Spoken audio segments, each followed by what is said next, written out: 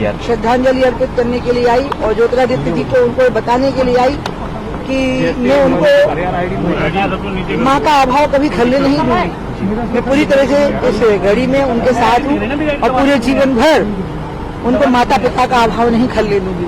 मैं ज्योतिरादित्य जी में बहुत बड़ा भविष्य देखती हूँ और उनको अमित शाह जी ने बहुत अच्छा किया कि उनको भारतीय जनता पार्टी में ले आए।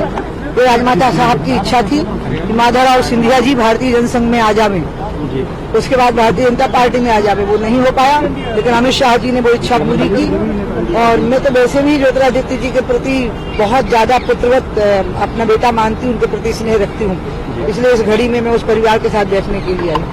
एक और बात है कि इलेक्शन का लास्ट चरण रह गया है, क्या लग रहा है अभी सिनेरियो आपको? क्योंकि राहुल गांधी, अखिलेश यादव, ये प्रियंका गांधी, अरविंद केजरीवाल भी मोर्चा खोले हुए हैं, लगातार दावे कर रहे हैं। इन्होंने उन मुद्दों को उठाया ही नहीं है जिन पर मोदी खड़े हैं। ये मोदी विरोधी एकता है, ये मोदी की विचार विरोधी एकता नहीं है। जब तक कि किसी विचार के अधिष्ठान पर खड़े नहीं होंगे तब तक ये मोदी का मुकाबला नहीं कर पाएंगे। और इसलिए मुझे तो लगता है कि इस चुनाव में विपक्ष का सुपड़ा पूरी तरह से साफ हो जाएगा और विपक्ष की सीटें और कांग्रेस की सीटें पहले से भी कम हो जाएंगे। मोदी 400 पार नहीं 500 पार होंगे। राहुल गांधी का कहना है कि 22 जो परिवार हैं अडानी अंबानी से केवल उन्हीं को लाभ पहुंचाया मोदी। उनके कहने से कुछ नहीं होता। इस देश में छोटे से लेकर बड़े तक कितने लोगों ने तरक्की की है। निश्चित रूप से उस तरक्की में भारत में जो व्यवसायिक प्रगति हुई है उसका योगदान है। कितने स्टार्टअप खड़े हुए हैं, मुद्रा योजना से कितने लोगों ने लाभ उठाया है, कितने लोगों ने लाभ उठाए और वो आगे बढ़े हैं। ऐसा कोई व्यक्ति को फेवर किया गया ऐसा नहीं है। राजकोट में एक हादसा हुआ है, बड़ी घटना हुई है राजकोट प्रदेश के सीधी के अंदर, सीधी के घटना हुई है, आदिवासी बच्चियों के साथ दुष्कर्म, 7 बच्चियों के साथ आवाज। कब की बात आई है?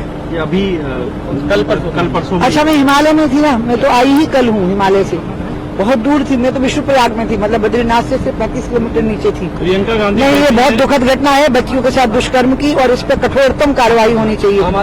दूसरी बात जो आपने अभी गुजरात के हादसे की बात कही है बहुत भयानक है और ऐसे अपराधियों को तो फांसी पर लटका देना चाहिए जिनकी लापरवाही से हादसा हो गया है। जी, आम आदमी पार्टी की जो स्वाति मालिवाल है उनके साथ भी मारपीट हुई, कांग्रेस का भी बयान दिया है, आपको?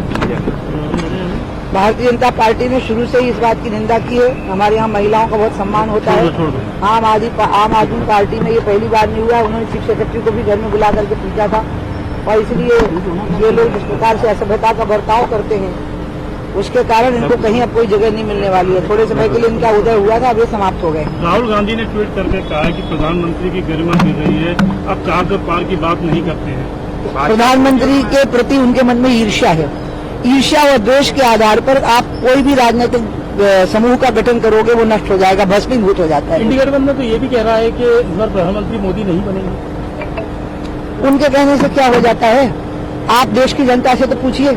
मैं जब हिमालय में गई हूँ तो पूरे देश के लोग रास्तों में मुझे मिले हैं और सबके मन में मोदी के अलावा कुछ है ही नहीं। मुझे तो लग रहा है कि एक बड़ा रिकॉर्ड बनने वाला है विश्व का कि इतना प्रचंड बहुमत भी किसी एक नेता को मिल सकता है। ये हिमालय में जो विभिन्न राज्यों के यात्री मुझे मिले और उन्होंने मेरे साथ सेल्फी ली, फोटो खिंचवाए, उन्होंने मेरे को कहा कि हम मोदी के अलावा किसी के बारे में सोच भी नहीं सकते। उन्होंने बोल दिया। एक और आखिरी सवाल है, पीएम कैंडिडेट को लेकर जो इंडी गठबंधन है उसमें कोई फेस नहीं है और उन्होंने जब खड़गे साहब से ये सवाल पूछा गया तो उन्होंने कहा ये तो ऐसा सवाल है जैसे कौन बनेगा करोड़पति जैसा। भैया उनके यहाँ पर तो कुछ भी नहीं है, वो तो मोदी को गाली देना ही उनका भाषण का पूरा सा।